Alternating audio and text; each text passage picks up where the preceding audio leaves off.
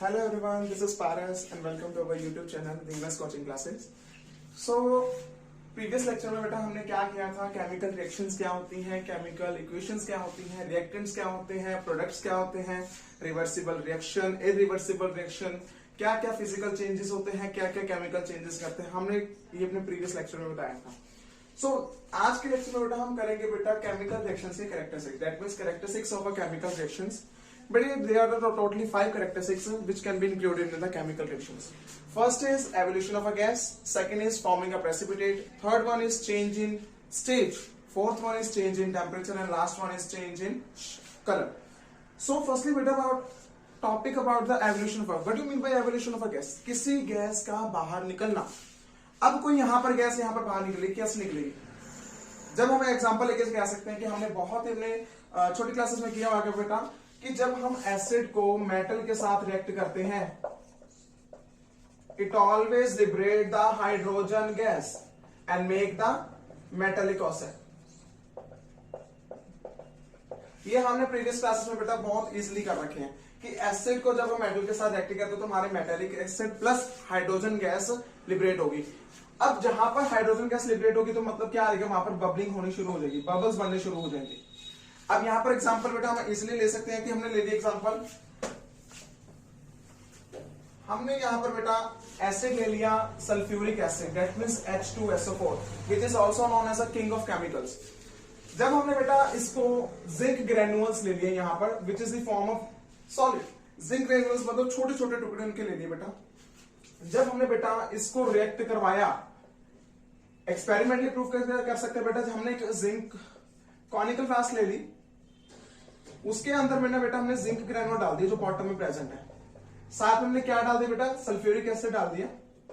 जब हमने sulphuric acid डाला तो after some time we observe that बेटा कि इनके जिंक ग्रेन्यूल के पास बबल बनने शुरू हो जाएंगे और जो बबल बनने स्टार्ट होंगे that is the hydrogen gas. अब जब हमने इसको रिएक्ट कराया तो ये क्या बनेगा, हमें पहले ही कह देना कि यहां पर H2 गैस तो लिबरेट होगी, मतलब अपर की तरफ जाएगी, ऊपर जाएगी. ठीक है ना बेटा. टेम्परेचर होगा जहां पर इसका राइज हो रहा है तो दैट मीन यहां पर इसका एरो बनेगा. अब तुमने क्या कहा, मैंने टेम्परेचर यहां पर राइज हो रहा है, दैट मीन्स यहां पर हीट इवॉल्व हो रही है, याद रखना ये चीज. अब देखो यहां पर हाइड्रोजन गैस तो होगी तो इसके साथ क्या बनेगा बेटा, मेटालिक एसिड बन जाएगा, that is known as a zinc sulphate. अब इसका नाम क्या है बेटा, जिंक सल्फेट नाम है. अब ये जो रिएक्शंस हुई है बेटा, हमने देखो क्या इंडिकेट करके दिखा दिया कि जो हमारे सल्फ्यूरिक एसिड को जब हमने जिंक ग्रेन्यूल के साथ डाला तो उसमें से बेटा हाइड्रोजन गैस इवेल्युएट हुई. तो फर्स्ट टॉपिक जो तुम्हारी कैरेक्टरिस्टिक्स है विद एक्सपेरिमेंट और एग्जांपल लेके हमने शो कर दी कि यहां पर केमिकल रिएक्शंस में एवोल्यूशन ऑफ गैस अकर होती है. Other than now second one is बेटा forming a precipitate. Forming a precipitate. Firstly बेटा हमें पहले ये पता होना चाहिए कि प्रेसिपिटेट होते क्या है. प्रेसिपिटेट बेटा वो इनसॉल्युबल सब्सटेंसेस होते हैं जो लिक्विड में सॉल्युबल नहीं कर सकते, डिसॉल्व नहीं कर सकते, जैसे हम कह सकते हैं. कोई भी लिक्विड हो बेटा. अब जैसे मैंने यहां पर एग्जांपल ले ली, कोई भी दो यहां पर मैंने कंपाउंड ले लिए, जब मैंने उसको रिएक्ट करवाया तो जो एक उसमें से लिक्विड फॉर्म का बन गया और एक जो यहां पर बेटा insoluble as a solid form में बन गया जो पानी में मिक्स नहीं हो रहा. टेस्ट ट्यूब में हमने बहुत सारे केमिकल रिएक्शंस की हैं. So that insoluble substance is other known as a precipitate. अब यहां पर एग्जांपल लेके शो करते हैं. एग्जांपल देखो क्या है बेटा कि यहां पर मैंने बेटा सोडियम सल्फेट ले लिया जिसको मैंने बेटा वो लिक्विड फॉर्म में एक्वा सॉल्यूशन की फॉर्म में. ठीक है बेटा. अब मैंने सॉल्ट है बेटा, ऑब्वियसली सॉल्ट बनेगा ही बन रहा है, सॉल्ट है, सॉल्ट की फॉर्म में होते हैं. मेटालिक एक्साइड जो तुम्हें लिखवाए बेटा वो सॉल्ट ही होते हैं, सारे कंपाउंड के फॉर्म में न्यूट्रल होते हैं. ठीक है. तो तुम वहां पर सॉल्ट भी यूज कर सकते हो मेटालिक एसिड की जगह पर.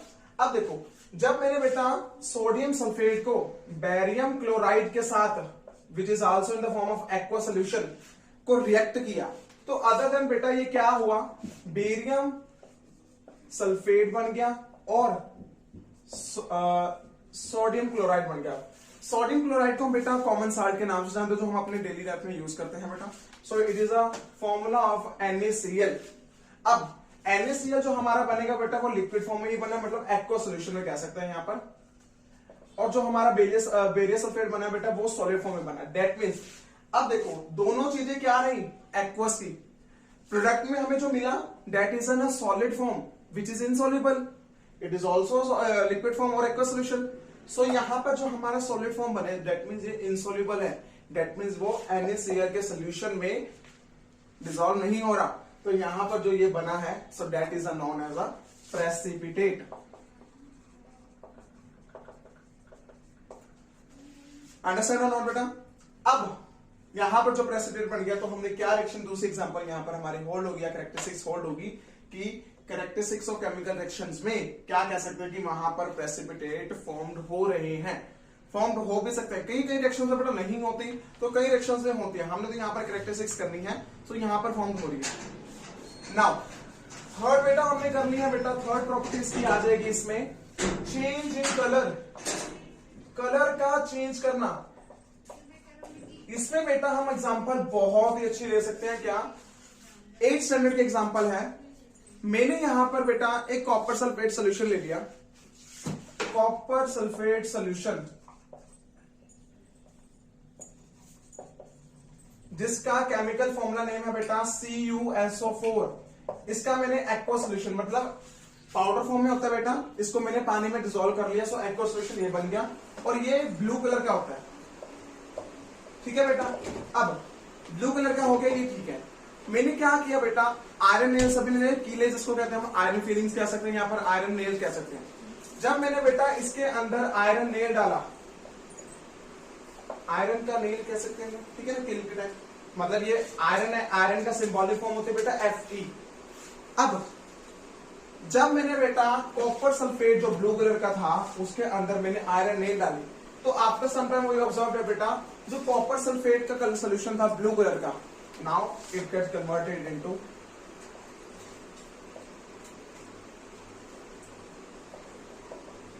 Green colour.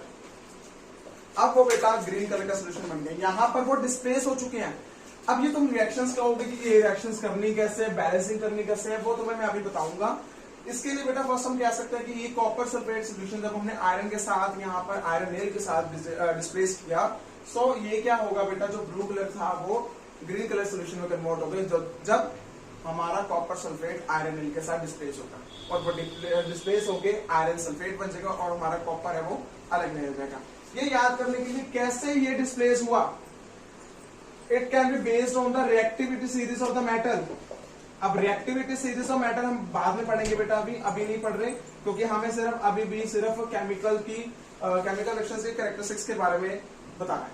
सो इसके बारे में तो मैं जब मैं केमिकल रिएक्शंस करवाऊंगा उनके टाइप्स के बारे में बताऊंगा, देन उसके बारे में हम डिस्कस करेंगे। नाउ ये तो थी बेटा, देखो ब्लू कलर से हमारा ग्रीन कलर में चेंज हो गया तो यहां पर चेंज इन कलर क्या होल्ड होने शुरू हो गया कैरेक्टरिस्टिक्स। नाउ अगेन बेटा अब थी third, now fourth one is बेटा चेंज इन टेम्परेचर।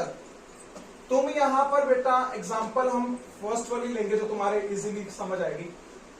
देखना, हमने सबसे पहले फर्स्ट केस में जब एवोल्यूशन ऑफ अ गैस लेते तो एग्जांपल लेते बेटा कि जब जिंक ग्रेनुअल्स को हमने सल्फ्यूरिक एसिड के साथ रिएक्ट करवाया तो ये जिंक सल्फेट बना था और हाइड्रोजन गैस लिबरेट होती। याद है सभी को ये वाली क्राइटेरिया है? तो इसके साथ बेटा क्या होगा, मैंने क्या कहा था, हाइड्रोजन गैस लिबरेट हो रही है। That means hydrogen gas liberate हो रही है तो यहां पर टेम्परेचर जो कह सकते हैं टेम्परेचर को राइज करना स्टार्ट कर देगा। मैंने तुम्हें ये चीज भी बताई थी कि यहां पर टेम्परेचर हमारा राइज करना स्टार्ट हो गया। याद रखना, जब भी evolution of a gas that mean hydrogen gas यहाँ पर बेटा लिबरेट होगी तो अदर देन हम कह सकते हैं कि वहां पर टेम्परेचर इंक्रीज कर रहा है। So which is all change in temperature. यहाँ पर ठंडे थी, रूम टेम्परेचर एग्जिस्ट कर रहे थे, बट हमने जब इसको टच किया तो बेटा कॉनिकल फ्लास्क को जब हमने टच किया तो वो गर्म हो चुकी थी। So which is change in temperature. So characteristics of chemical reactions hold again. Four totally हमने कैरेक्टरिस्टिक्स ऑफ रिएक्शंस कर लिए। अब लास्ट वन इज बेटा चेंज इन स्टेट, किसी स्टेट का चेंज कर जाना। अब कलर का चेंज हम कह सकते हैं, कैसे कर सकते हैं स्टेट। अब जैसे हमने कहा कोई भी रिएक्शन हमने की थी कि हमने जब पानी को गर्म किया, पानी लिक्विड स्टेट को जब हमने बॉयल किया तो यहां पर वो वाटर वेपर के चेंज हो गया, so which is also known as a change in state. यहां पर चेंज ऑफ स्टेट हो रहा है। अब कोई और एग्जांपल लो जहां पर अब हम स्टेट की बात कर रहे हैं, कैसे लिक्विड का या सॉलिड का लिक्विड में चेंज हो जाना या लिक्विड का सॉलिड में चेंज होना, लिक्विड का गैस में कन्वर्ट हो जाना या गैस का लिक्विड में कन्वर्ट हो जाना, गैस का सॉलिड में कन्वर्ट हो जाना या सॉलिड का गैस में कन्वर्ट हो जाना। अगर सॉलिड को लिक्विड में चेंज कर रहे हैं which is known as a बेटा मेल्टिंग पॉइंट, मेल्टिंग प्रोसेस कह सकते हैं, और लिक्विड टू सॉलिड में जा रहे हैं तो दैट इज अ फ्रीजिंग। अगर हम लिक्विड टू गैस जा रहे हैं तो दैट वन इज बेटा बॉइलिंग, अगर गैस टू लिक्विड जा रहे हैं तो दैट इज कंडेंसेशन। अब अगर हम गैस टू सॉलिड जा रहे हैं तो vaporisation, and solid to gas जा रहे थे दैट इज सब्लिमेशन। अगर तुमने यहां पर वेपराइजेशन नहीं लिखना तुम यहां पर ये लिख सकते हो, सब्लिमेशन भी लिख सकते हो। अगर तुम सॉलिड टू गैस में जा रहे हो तो वहां पर हीट की यूज हो रही है, अगर तुम गैस टू सॉलिड में जा रहे हो तो वहां पर कूलिंग की जरूरत होती है। अब कूलिंग के एग्जांपल तुम यहां पर ले सकते हो बेटा ड्राई आइस के एग्जांपल, ठीक है बेटा, dry ice carbon solid carbon dioxide form, ठीक है, which is used in the refrigerator and the ice cream parlour. So बेटा ये तो थी तुम्हारे चेंज इन स्टेट के एग्जांपल, तुम कोई भी ले सकते हो यहाँ पर।